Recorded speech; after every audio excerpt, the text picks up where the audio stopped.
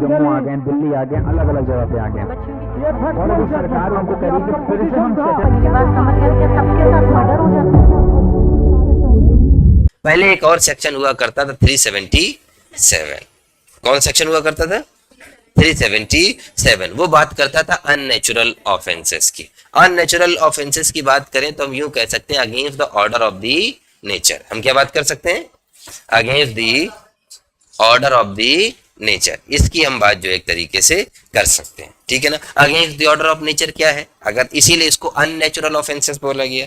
Against the order of nature क्या है कि नेचर की क्या अरेंजमेंट है कि male will attract to the female, female will attract to the male, यही नेचर का अरेंजमेंट है।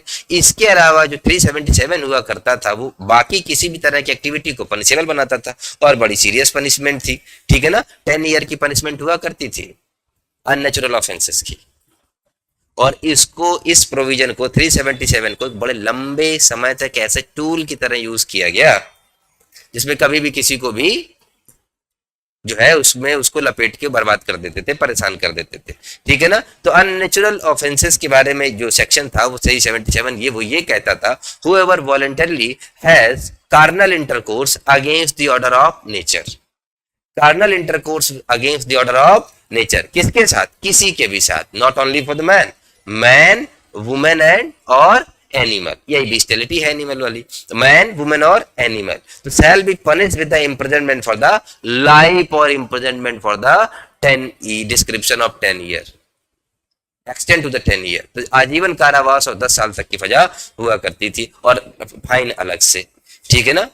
मेरी बात समझे कि नहीं समझे? और ये भी बता दिया कि penetration is sufficient to constitute the carnal intercourse, ये इसके डेफिनेशन थी। तो ये लंबे समय तक चली आई। तो इस सेक्शन को लेके एक बड़ी कमेटी शुरू से विरोध कर रही थी, LGBTQ कमेटी, ठीक है ना। लेस्बियन है ना, basically related to the women and women, ठीक है ना। Gay basically man to man, basically bisexual those who are attract to the male and female both sexes, और इसके अलावा ट्रांसजेंडर्स वो है जिनका सेक्स क्लियर नहीं है, ठीक है ना। तो इनसे रिलेटेड ये प्रोविजन जो हमारे पास आईपीसी में एक लंबे अरसे तक था 377 जिसे हम बोलते थे, ठीक है ना। और इसके अलावा प्यारे बच्चे, इसके अलावा और भी कई वर्ड्स हैं, हेट्रोजेन करके बहुत सारे वर्ड्स हैं, उस पर तो तुम लोग खुद जानते हो सब। तो अब उसको लेके जो है कोर्ट में चैलेंज किया गया, ठीक है कि साहब 377 जो है, और उस पर सबसे बढ़िया वर्डिक्ट दिया दिल्ली हाई कोर्ट ने। सबसे पहले किसने दिया? दिल्ली हाई कोर्ट ने। जज कौन थे? जस्टिस मुरलीधर। किसने वर्डिक्ट दिया? जस्टिस मुरलीधर ने। और एक बात बताऊं, दिल्ली में जब दंगे हुए तो कुछ लोग भड़काऊ भाषण दे रहे थे, ठीक।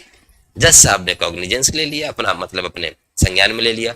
अगले दिन उनकी हियरिंग थी, क्योंकि जो दिल्ली हाई कोर्ट के जज साहब थे जो मैटर को लेते वो छुट्टी पे थे या बाहर थे, तो वो ऐसा ऑर्डर था, रोस्टर था कि मैटर उन्हीं के पास आना था, जस्टिस साहब के पास। अभी उन्होंने एक बुक लिखी है मुरलीधर साहब ने, अभी नाम मैं भूल गया, वो काफी अच्छी बुक है और उसको अगर पैसे हो तो परचेस करना, पढ़ना।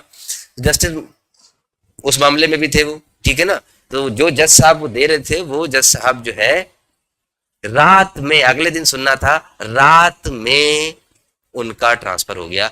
एक लाइन किसी समाचार पत्र अखबार में नहीं छपा, और उनका एलिवेशन होके सुप्रीम कोर्ट आना था, नहीं आ पाए, रिटायर होके चले गए। सीनियरिटी में भी उनकी पोजीशन बड़ी स्ट्रांग थी, कॉलेजियम रिकमेंड भी करता था उन जस्टिस साहब को।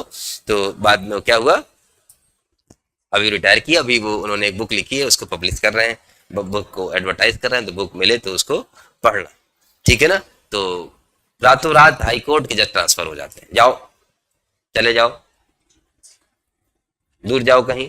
अब दिल्ली हाई कोर्ट के जज को मणिपुर हाई कोर्ट के जज बना दिया जाए तो क्या मतलब है? साल 2 साल किसी की नौकरी बची होगी, ईमानदार प्रवृत्ति का होगा तो कोई बात नहीं, I am for service, I will serve, है ना। नहीं कहीं कोई बात नहीं, तो ठीक है, दिन भर में 20 वर्डिक्ट देता हूँ, एक आध नहीं भी अंतरात्मा की आवाज से दूंगा तो क्या नुकसान बहुत ज्यादा हो जा रहा है। हाँ, law, poverty and legal aid, access to the criminal justice, ये पुरानी किताब है, अभी रिसेंट में कोई आई है, अभी रिसेंट में कोई आई है आज तक, ठीक है ना। तो अब हम उसी पे आते, तो दिल्ली हाई कोर्ट ने इस 377 पे बहुत अच्छा वर्डिक्ट दिया, जबरदस्त दिया।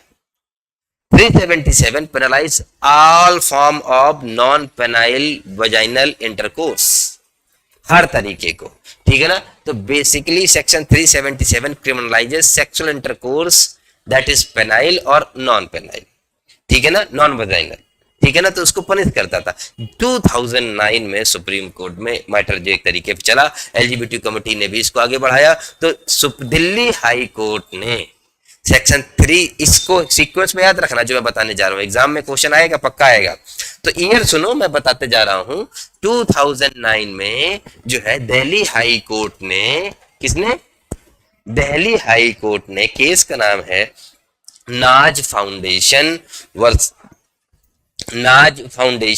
Versus government of NCT of Delhi and others. इसी को हम नाज फाउंडेशन केस भी कहते हैं। और इस केस में ऑनरेबल सुप्रीम कोर्ट ने 377 को पार्शियली अनकॉन्स्टिट्यूशनल,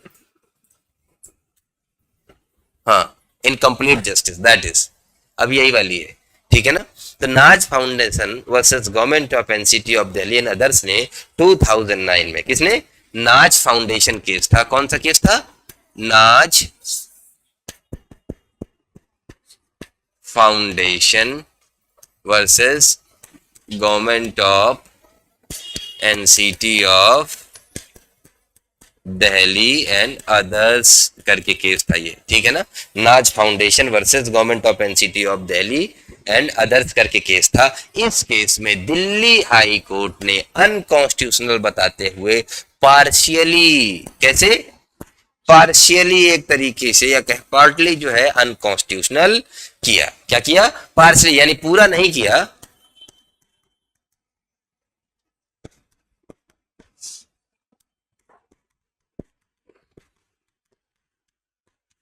पार्शली अनकॉन्स्टिट्यूशनल किया, ठीक है ना। और जब पार्शली अनकॉन्स्टिट्यूशनल किया तो मैटर पहुंचा, कहां पहुंचा, सुप्रीम कोर्ट। पूरा सीक्वेंस देखना, मैटर पहुंचा सुप्रीम कोर्ट। तो जब सुप्रीम कोर्ट मैटर पहुंचा 2013 में, और सुप्रीम कोर्ट ने जो है बड़ा ही बेकार सा वर्डिक्ट देते हुए पूरी जो इतना बेहतरीन वर्डिक्ट दिया था दिल्ली हाई कोर्ट ने, जबरदस्त। सुप्रीम कोर्ट ने जो बड़ा ही लीडिंग केस था, कौन सा, सुरेश कुमार कौशल वर्सेस एंड अनदर वर्सेस नाज फाउंडेशन। इस केस में सुप्रीम कोर्ट ने, कौन सा केस, सुरेश कुमार कौशल, सुरेश कुमार कौशल वर्सेस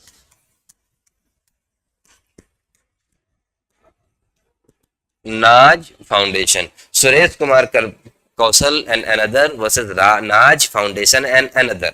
2013 में, इस साल इस केस को क्या कर दिया गया, ओवर रूल्ड कर दिया, यानी कि सारी मेहनत किए कराए पर पानी फेरते हुए ऑनरेबल सुप्रीम कोर्ट ने सुरेश कुमार कौशल एंड अनदर वर्सेस नाज फाउंडेशन के केस में ये बात कही कि section 377 is basically constitutional and नाज फाउंडेशन केस वाज ओवररूल्ड, ठीक है ना।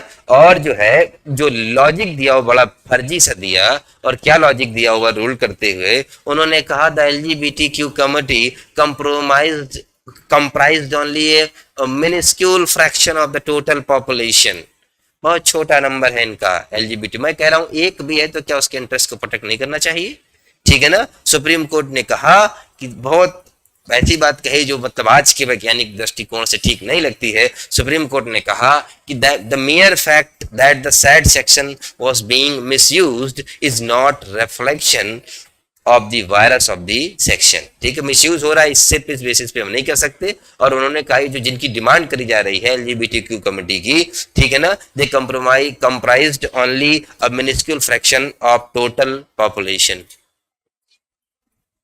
Lesbian, gay, bisexual, transgender, queer. बच्चे सोसाइटी में चीजें हैं, ठीक है ना। आप जो है जैसे कि जब बाद में इस केस को पहला शुरुआत कहां से हुई? नाज फाउंडेशन। सीक्वेंस याद रखना, दिल्ली हाई कोर्ट ने बोला पार्टली अनकॉन्स्टिट्यूशनल, फिर पिक्चर कहां पहुंची? फिर पिक्चर पहुंची आपकी सुरेश कुमार कौशल वर्सेस नाज फाउंडेशन 2013, और बीच में एक केस आ गया, इसको भी डाल लो, जो मैं बता रहा हूं उसको यहां दिमाग में डालना। बीच में 2014, 11, 9, 13 और 2014 का बस एक केस बीच में डालूंगा ताकि प्री के क्वेश्चन की कीमत पर गलत ना होने पावे, बीच में डालूंगा। NALSA case, national legal service authority versus union of India. मैंने क्या बोला? National legal service authority versus union of India and others. क्या बोला मैंने? National legal service authority versus union of India and others. इस केस में supreme court ने कहा ट्रांसजेंडर्स आर पर्सन्स, ठीक है ना। और देखो इधर जनरली एक बात को समझो, पर्सन से sex is usually assigned at birth, पता लग जाता है उसका सेक्स क्या है, whether he is a male और फीमेल, ठीक है ना, क्योंकि अपने ऑर्गन से पता लग जाता है, ठीक है ना। और ट्रांसजेंडर वो है प्यारे बच्चे जो बोथ ऑफ फिजियोलॉजी के साथ जो है वो पैदा हो रहा है। सिचुएशन क्लियर नहीं है। तो national legal service authority versus union of India 2014 में आपने क्या बात याद रखेंगे? आप ये याद रखेंगे कि ट्रांसजेंडर्स आर पर्सन्स। अब इस बात को यहीं भूल जाओ और फिर अपने दोबारा जो इश्यू हम डिस्कस कर रहे थे, कौन सा, जो हमने नाज फाउंडेशन से उठाया, नाज फाउंडेशन जैसा historical verdict of Delhi high court. कोई भी कई बार कई हाई कोर्ट्स की ग्लोरी, महिमा, गरिमा बहुत आसमान में होती है, वो हाई कोर्ट से नहीं, हाई कोर्ट की बिल्डिंग से नहीं, इसी विश्वविद्यालय, इलाहाबाद विश्वविद्यालय से दुनिया के काबिल लोग पढ़ के निकले, ठीक है ना। और फिर वो इलाहाबाद विश्वविद्यालय बम के लिए जाने लगा, कट्टा के लिए जाने लगा, गुंडई के लिए जाने लगा, माफिया के लिए जाने लगा, बदतमीज अपराधी किस्म के छात्र नेताओं के लिए जाने लगा, जिसमें हासिल जैसी मूवीज भी बनी, है ना। तो मैं ये कहना चाहता हूं कि बिल्डिंगें, दरो दीवार किसी भी संस्थान को अच्छा नहीं बनाती। उसी तरीके से कोई भी देश स्वतः महान नहीं होता। भारत महान था तो इसकी कोई गारंटी नहीं है कि भारत महान हमेशा रहेगा। भारत महान रहेगा और बनेगा भारत के नागरिकों से। उसी तरीके से कोई संस्थान महान बनेगा उस संस्थान को होल्ड करने वाले लोगों से। चुनाव आयोग अपनी महिमा को स्टैब्लिश कर पाएगा उसमें बैठने वाले लोगों और उस संस्थान को ऑपरेट करने वाले लोगों से। जैसे टीएन शेषन आज तक जिंदा है, ठीक है ना। उसी तरीके सुप्रीम कोर्ट ने अपने ऐसे ऐसे वर्डिक्ट दिए हैं और सरकार के खिलाफ दिए हैं पूरे लंबे समय तक, सुप्रीम कोर्ट की महिमा बची रही। ट्रायल कोर्ट किसी भी बड़े आदमी के सामने खड़ा हो गया मजबूती से और उसने वर्डिक्ट प्रभावित नहीं होने दिया, सजा दी। इलाहाबाद हाई कोर्ट ने इंदिरा गांधी पर क्वेश्चन उठा दिया। तो मेरा ये इसलिए मैंने दिल्ली हाई कोर्ट का जिक्र इसलिए किया नाज फाउंडेशन केस के रास्ते, क्योंकि कोई भी इंस्टीट्यूशन जाना जाता है अपने उन महान लोगों की वजह से। जैसे कोई भी कुल और परिवार किसके नाम पे जाना जाता है, चाहे अच्छे में या बुरे में, उसके पीढ़ियों में जो बच्चे पैदा हो रहे हैं, जो कैसे वो रिएक्ट कर रहे हैं, है ना, जो पहले और बाद में, उन्हीं से जाना जाता है ना। वैसे इंस्टीट्यूशन का भी यही हाल है। तो कोई भी, मैंने बोला कि इलाहाबाद यूनिवर्सिटी में आज बमुश्किल मुझे 5 IAS की सूची आप दे दो जो एक समय बस भर के लबासना इलाहाबाद से जाया करती थी ट्रेनिंग के लिए, एग्जाम के लिए नहीं, एग्जाम के लिए नहीं, है ना। अब वहां पे तुम एक सिलेक्शन दिखा दो। संस्थान बर्बाद हुआ किसने किया? वहां के शिक्षकों ने। शिक्षक कोई बहुत मान नहीं होते हैं, बड़े धूर्त होते हैं। मैं इसी कमेटी से आता हूं।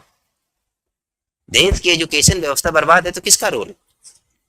किसका रोल? बच्चे पढ़ते नहीं है। बच्चे तो पढ़ के अरे खाल खींच लो इनकी। भाई 75% अटेंडेंस के बिना क्लास में नहीं घुसने दोगे, एक बार डिटेन होगा क्लास में ही दिखेगा तुमको।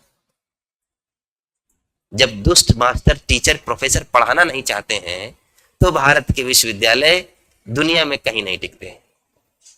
इस देश की बर्बादी में जितना योगदान इन धूर्त शिक्षकों का है, प्रोफेसर्स का है, उतना किसी का नहीं है, उतना किसी का नहीं।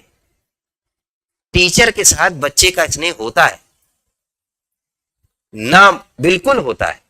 टीचर बुरा होगा तब भी रेस्पेक्ट होगी, उसकी एक अदब होगी। टीचर अगर प्यार से भी समझाना चाहे तो बच्चे उस रास्ते पे चलते हैं, बिल्कुल चलते हैं। तो इनको क्लास लेनी, 2 घंटे क्लास लेनी होती। इन धूर्त दुष्ट कुछ प्रोफेसर्स ने उस 2 घंटे वाली क्लास को भी क्लास नहीं बनने दिया। सबकी बात नहीं कर रहा हूं, कुछ हमने सीखा। किससे सीखा? हमारे रेस्पेक्टेड प्रोफेसर से ही सीखा ना, लेकिन कुछ ऐसे थे केवल।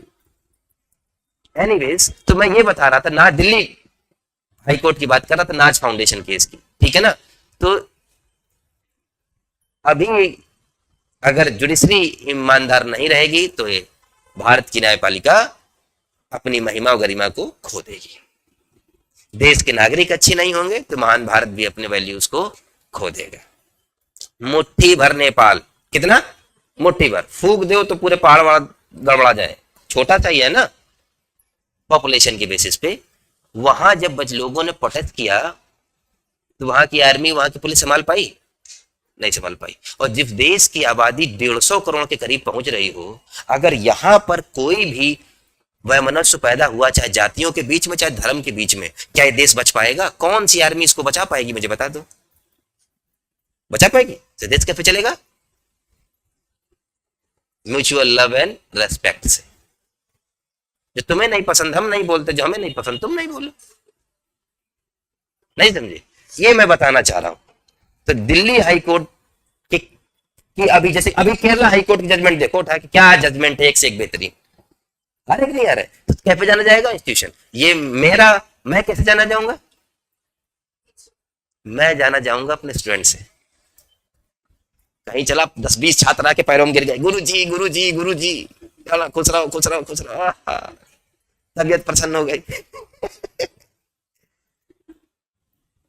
है ना?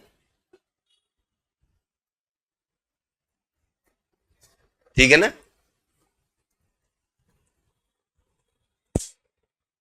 That is okay. तो खूब मेहनत से पढ़ो और ईमानदारी से अपना काम करो। अभी विद्यार्थी हो तो बढ़िया से पढ़ो। तो अब वापस आते हैं हम किस केस में? अब वापस आते हैं हम बहुत इंपॉर्टेंट केस जो दोबारा से जिंदा हुआ, Navtej Singh Johar versus union of India का केस। ठीक है ना? तो 2018 सितंबर में ये केस आया, Navtej Singh Johar versus union of India का केस। ठीक है ना? Navtej Singh Johar and another versus union of India जो है, ये जो केस है प्यारे बच्चे, इसमें दोबारा से, अब इतना टाइम नहीं है कि इसकी डिटेल पे रीजनिंग पे हम जाएं। ठीक है ना? अब इतना टाइम नहीं है कि इसकी डिटेल्ड लॉजिक पे हम रीजनिंग पे जाएं। ठीक है ना? हमने क्या किया, इस केस में दोबारा ऑनरेबल सुप्रीम कोर्ट ने 377 को पार्शली स्ट्रक डाउन किया। ठीक है ना? और सुप्रीम कोर्ट ने यह भी कहा कि the provision of section 377 will continue to govern non consensual sexual intercourse against the adult. यानी कंसेंसुअल जो है sexual intercourse, that is okay, लेकिन नॉन कंसेंसुअल इंटरकोर्स के लिए उन्होंने सेक्सुअल एक्ट को जो है उसको उन्होंने कंटिन्यू रखा। ठीक है, मेरी बात समझे कि नहीं समझे? तो all cardinal intercourse against minor वो अभी है, एक एक्ट ऑफ बेस्टियलिटी वो अभी है। ठीक है ना? तो there are basically 4 part of this judgment. पहला, सेक्स विद कंसेंट की बात करी गई, बोला सेक्स विद कंसेंट के लिए 377 क्या है? अनकॉन्स्टिट्यूशनल। सेक्स विदाउट कंसेंट की बात करी गई, बोला 377 will apply, it is constitutional. और सेक्स विद एनिमल के लिए बात की गई कि it will apply for the bestiality, sex with animal के लिए भी, यानी it is constitutional, section 377 will apply. और प्यारे बच्चे, सुरेश कुमार कौशल case was overruled. So there is a 4 part of the Navtej Singh Johar versus union of India. क्या समझे? ठीक है ना? 4 पार्ट्स मैंने कहा निकल के आए। सेक्स विद कंसेंट के लिए इसको पार्टली अनकॉन्स्टिट्यूशनल कर दिया कि अगर सेक्स विद कंसेंट है, बेसिकली 377 जिसको against the order of nature बोलते हैं। और सुप्रीम कोर्ट ने बड़ी अच्छी बात कही।